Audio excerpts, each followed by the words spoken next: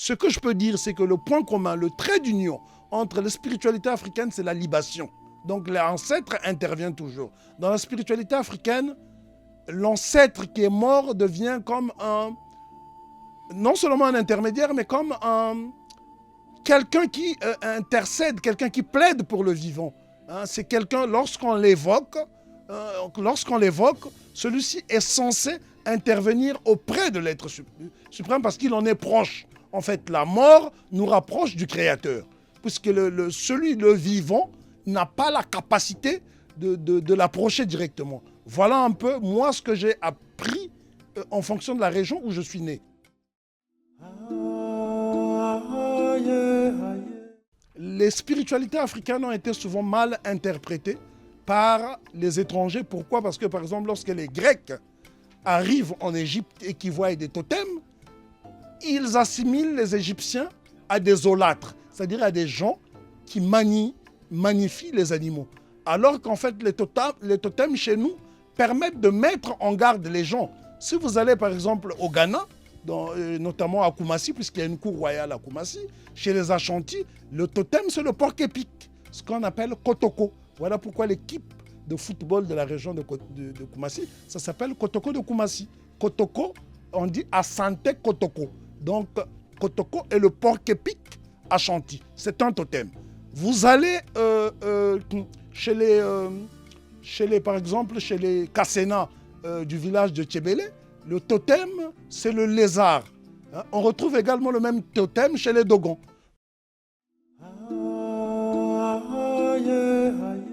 Nous avons nos prophètes et nos prophétesses au féminin, s'il vous plaît.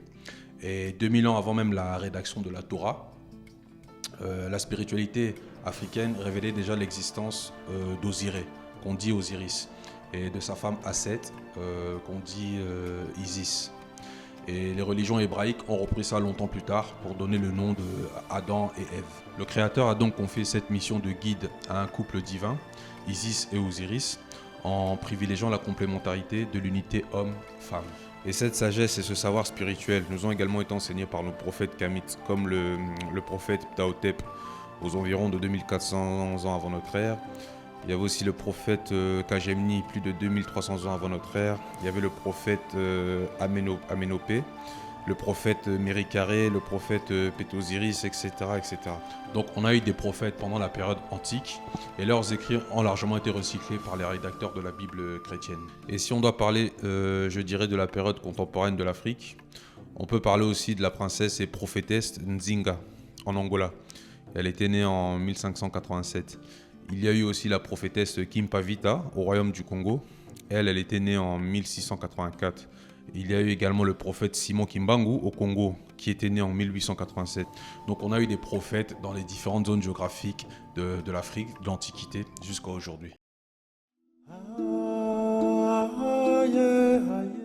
Les anciens philosophes de l'Antiquité disaient que le corps était le tombeau de l'âme. Mais l'âme survit à la disparition du corps et elle peut s'incarner ensuite dans un autre corps. Quand les humains viennent devant le tribunal de l'autre monde, leur vie sur Terre en fait est évaluée et leur cœur est pesé. Et à ce moment-là, si on échoue à l'examen, mais de façon lamentable, effectivement, on peut connaître la seconde mort. Et ensuite, ce personnage-là, quand les humains qui vivent veulent l'invoquer, ils ne peuvent pas parce qu'il est dans un stade où son nom est presque effacé, en fait. Nous parlons de monde invisible. Et selon le degré de bonne ou mauvaise action que l'homme a accompli sur Terre, il pourra soit rejoindre les âmes des ancêtres dans ce monde invisible, quand bien même son âme sera suffisamment pure pour cela, ou soit elle subira, comme on dit, une seconde mort. Si c'est une personne trop souillée par les péchés, son âme sera complètement détruite. Quand notre âme se détachera du corps, seul le Créateur saura quoi faire de notre âme. Et je reste totalement persuadé qu'on finit toujours par payer le mal qu'on a fait sur cette terre. Pourquoi est-ce que les Africains de la diaspora sont obsédés par le dogmatisme? Pourquoi forcément une Bible? Il y a des spiritualités qui ne sont pas forcément consignables. Il y a des choses qu'on n'écrit pas, d'autant plus qu'il y a des sociétés secrètes. Et si vous allez chez les Kuba, par exemple, il y a des sociétés secrètes. Ils ne permettront jamais aux gens de consigner leur savoir. Pourquoi on parle de sociétés secrètes, à votre avis? Vous pensez que les sociétés secrètes ne sont valables que pour les Occidentaux? Non. Les sociétés secrètes existent en Afrique. D'ailleurs, Youssouf Tata Cissé, qui est l'un des plus grands anthropologues maliens, africains même, je dirais, un savant, disait qu'aucune société ne peut se développer sans société secrète. Vous allez en Chine, vous avez des sociétés secrètes. Vous allez au Japon, vous avez des sociétés secrètes. Donc, on ne peut pas tout livrer sur un plateau. Ça relève de l'initiation. D'ailleurs, Cheikh Anta Diop, je reviens à lui, puisque Cheikh Anta Diop explique bien d'ailleurs ce qui a fait ce qui a un peu occasionné la chute de l'Égypte, c'est qu'en Égypte, le savoir passait par l'initiation, il fallait passer par les prêtres. Ce n'était pas la masse qui était instruite, c'était l'élite. Et ce qui a fait la différence de la Grèce, c'est que les Grecs qui sont venus puiser le savoir en Égypte ont été le vulgariser chez eux puisqu'il y a eu des conférenciers. Et chaque conférencier a été rémunéré pour distiller son savoir. C'est ce qui explique que par la suite, la Grèce devienne un berceau à son tour des sciences en Europe. Donc, est-ce un défaut? Je ne sais pas, mais on sait que par exemple en langue Congo, on dit Mayela, Mamanayoka, Matele Boudlaoki. Traduction en français, lorsque le cerveau déborde d'intelligence, on peut facilement atteindre la limite de la folie. Voilà pourquoi il faut canaliser le savoir. Vous savez qu'il y a des philosophes, vous remarquerez que la plupart des philosophes grecs ne se rasaient pas. Ils avaient même oublié le rasoir parce que la pensée était telle que la barbe était restée là. Ce n'était pas forcément un signe religieux. C'est parfois lorsqu'on pense trop, on peut parfois oublier la toilette.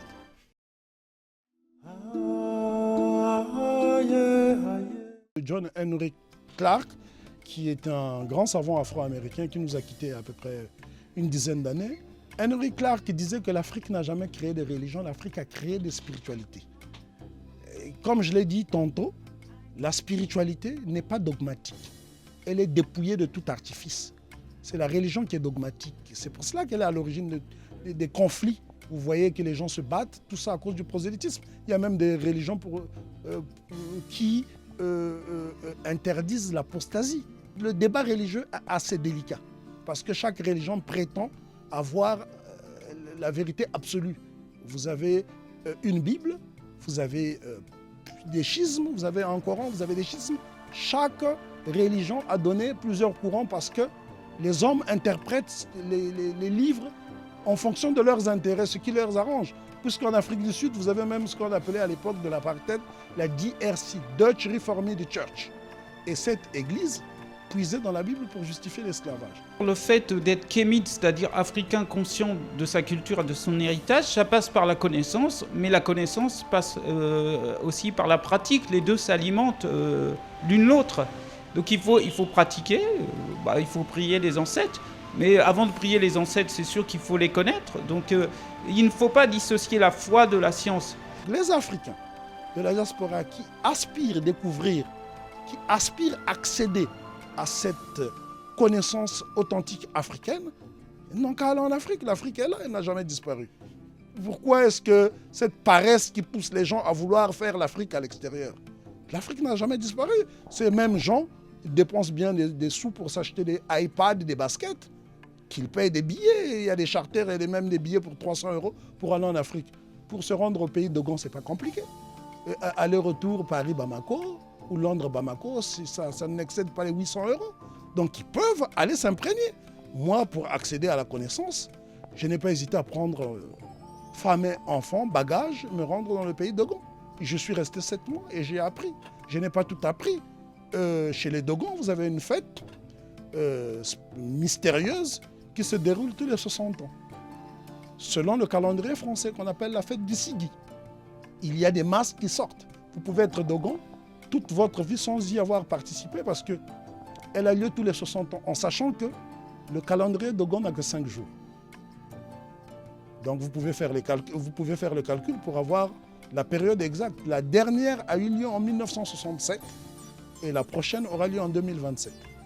Et ça, ce sont des choses qu'on ne peut pas expliquer. Il suffit de se rendre en pays Dogon. Le pays de Gon est très large, hein. Ce n'est pas un pays, c'est une région du Mali, d'ailleurs qui s'étend du Burkina Faso, de Waïgouya jusqu'à Douenza. Il faut faire des recherches, il faut faire des recherches personnelles, ça passe par la lecture, ça passe par des échanges.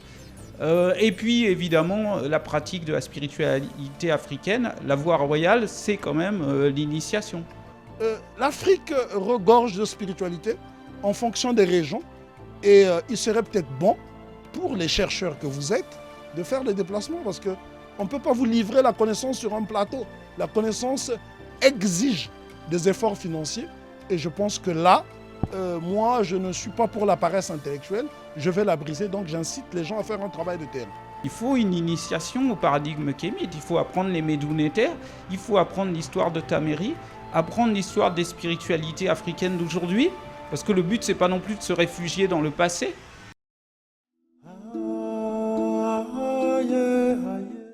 Oui, alors il y a des livres faciles et des livres plus difficiles.